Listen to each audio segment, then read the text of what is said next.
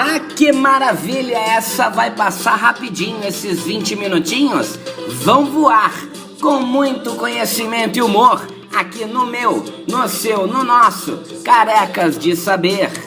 Oi gente, tudo bem? Eu sou o Goto, professor de literatura, e na aula de hoje a gente vai dar continuidade ao arcadismo.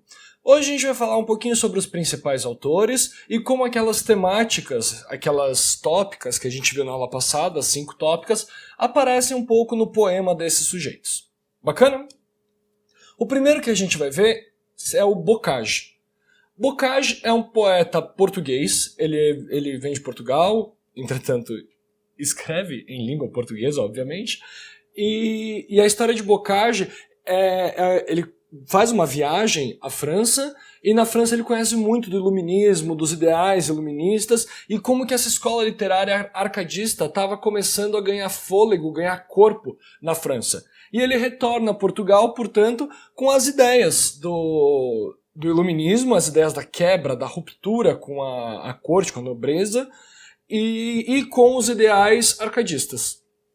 Ele chega a criticar muito em alguns poemas, até mesmo Napoleão Bonaparte, e isso faz com que ele seja muito perseguido.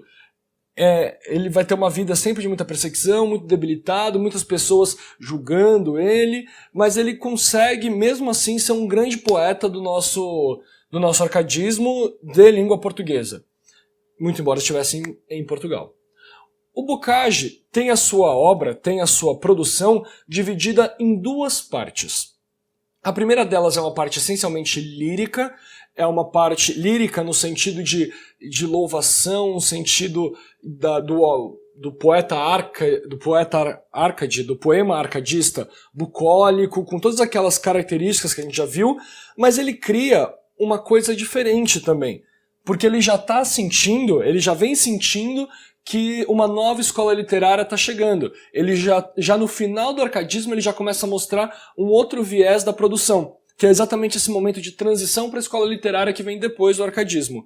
Em vez dele buscar ou narrar na segunda produção dele, na segunda parte da produção, no final da vida dele, em vez dele narrar ou cantar sobre esse lugar ameno, esse lugar bonito, e sobre a simplicidade, a felicidade de estar nesse lugar ameno e bonito, ele começa a cantar principalmente a dor, a amargura, a tristeza, e esse locus amoenos, esse lugar tranquilo, se transforma num locus horrendus, um lugar horrendo, um lugar pesado, e isso vai trazer o romantismo depois. É um prenúncio do romantismo. Tanto que esse período, esse finalzinho da obra do Bocage, já é considerado pré-romântica. Certo? Vamos dar uma olhadinha aqui como que ele faz esse poema, que é um poeminha super tranquilo, a gente vai ver como eles são super fáceis da leitura, principalmente por conta da simplicidade, e como que a tópica fugere urbem, fugir da cidade, está presente nesse poema. Certo? Deixa louvar da corte a vã grandeza. Quanto me agrada mais estar contigo, notando as perfeições da natureza. Por que ele não está fazendo uma fuga da cidade? Uma fuga no sentido, ele não está narrando a fuga da cidade, então por que o Fugere Urbem aparece aqui? Porque o Fugere Urbem não é um eu lírico falando como ele está saindo da cidade, mas como ele está feliz longe da cidade. Ele está com a mulher que ele ama, com a pessoa que ele ama, e agrada muito estar com essa mulher enquanto eles ficam olhando as belezas da natureza. Então o Fugere Urbem é uma contraposição entre a cidade como um lugar da vaidade, um lugar corrupto, uma forma extremamente de excessos, uma vida muito pautada no dinheiro e na riqueza, e em contraposição às perfeições e à beleza da natureza. Um lugar longe da cidade, um lugar que foge desse ambiente extremamente pesado e denso e vai para um lugar leve, calmo, harmonioso, um lugar equilibrado, e ele encontra esse equilíbrio nessa natureza. Claro? Agora vamos falar um pouquinho sobre o Cláudio Manuel. A gente vai falar sobre o Tomás Antônio Gonzaga um pouquinho depois, porque ele tem mais produções. Ele é talvez o principal poeta arcade da nossa língua portuguesa. Então vamos falar um pouquinho do Cláudio Manuel, olhar os 2 escritores de literatura épica, e a gente retoma o Tomás Antônio Gonzaga de uma maneira mais geral. Certo? Então vou dar uma apagadinha aqui. Agora vamos falar um pouquinho sobre o Cláudio Manuel da Costa. Cláudio Manuel da Costa é um brasileiro, é um poeta nosso aqui do Brasil, um poeta Arcade.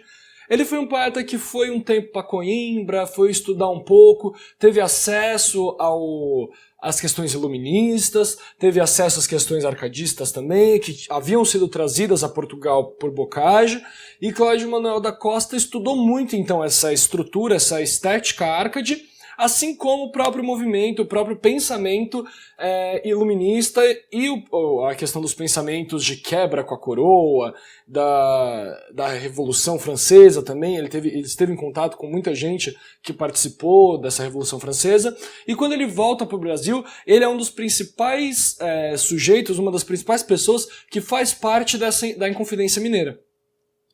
Por conta disso, obviamente, ele é preso durante muito tempo e depois ele é exilado.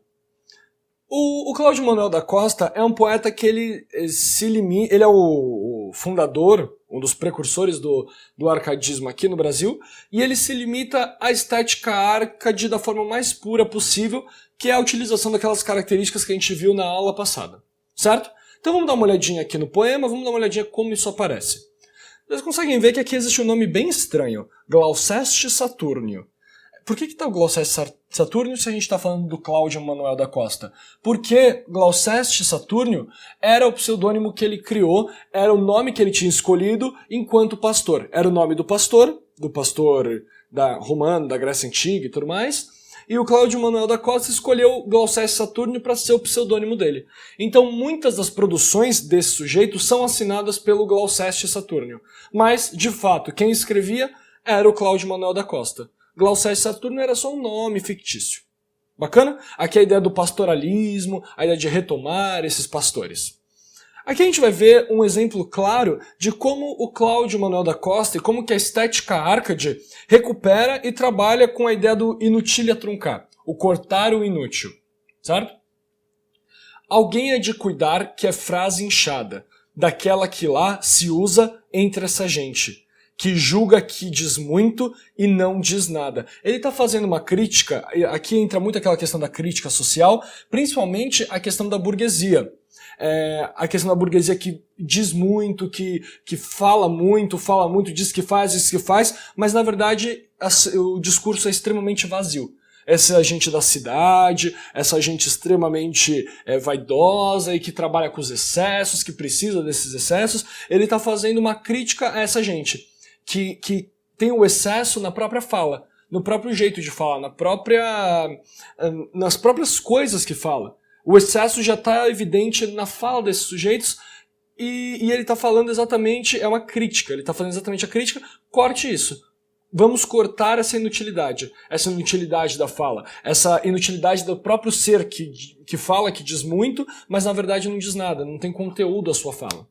Claro para vocês? Então o Cláudio Manuel da Costa ele vai ser um poeta que vai trabalhar muito com a estética arcade da forma mais pura possível, se assim a gente pode chamar. A simplicidade vai estar muito presente nos poemas dele, ele não vai enveredar para o pré-romantismo igual o Bocage faz, e como a gente vai ver daqui a pouco, como o Tomás Antônio Gonzaga também faz. Ele vai ser um cara que vai se limitar, como se isso fosse pouca coisa, que vai apenas produzir a estética arcade da maneira mais pura.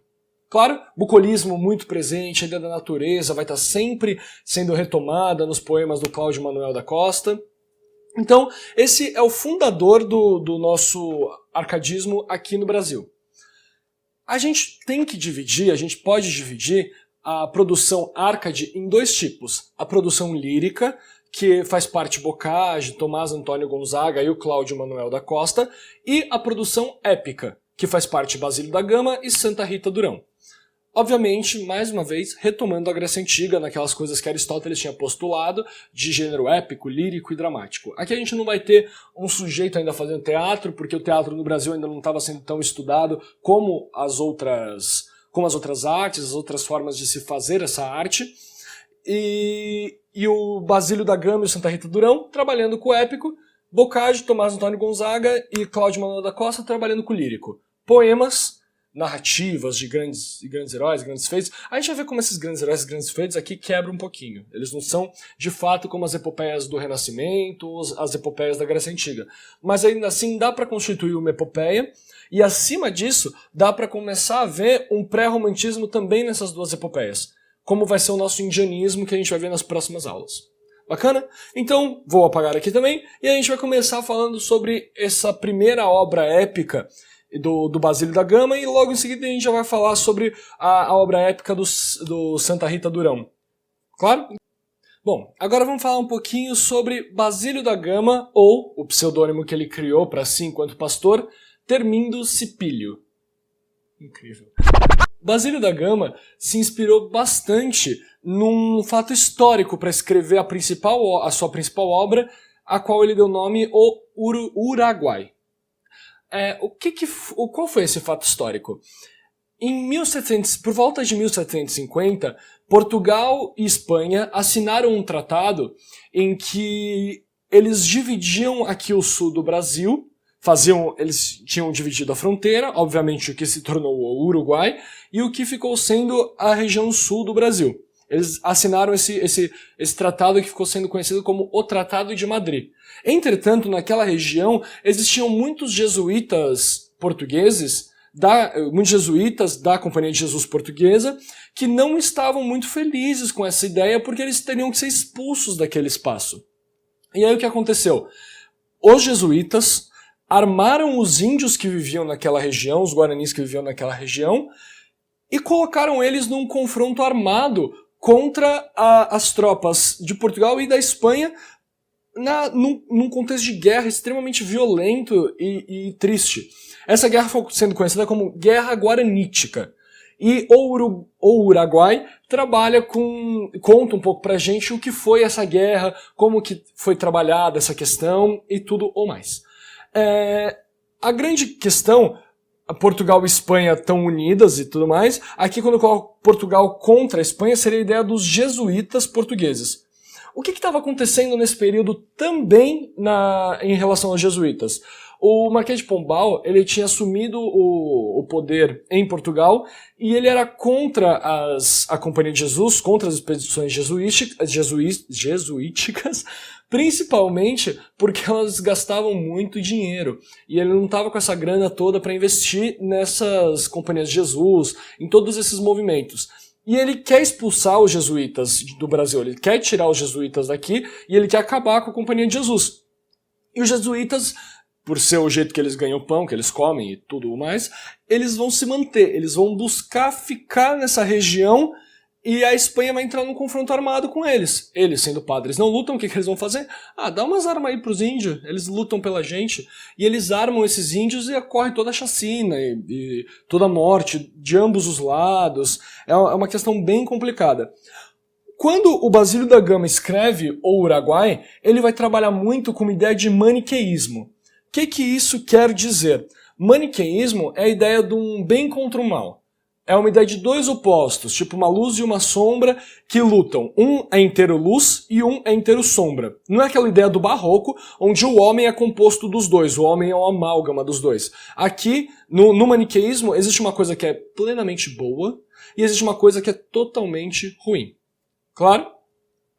Então, como toda a sociedade está trabalhando com essa crítica à Companhia de Jesus, aos jesuítas, o jesuíta vai ser abordado como um explorador. A Companhia de Jesus e os jesuítas vão ser abordados como sujeitos que se valem dos índios só para mão de obra e para mais nada, eles não estão fazendo o trabalho que eles deveriam estar fazendo.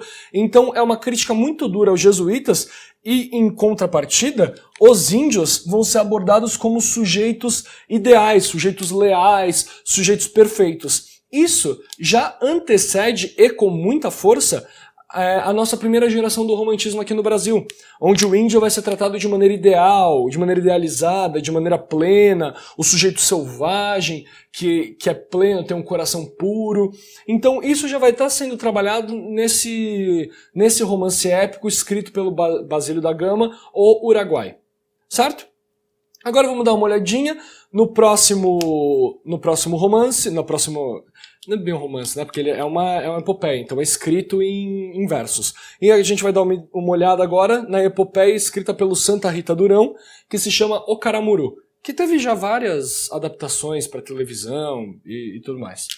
Então eu agradeço a atenção de todos vocês, até a próxima aula. Tchau, tchau.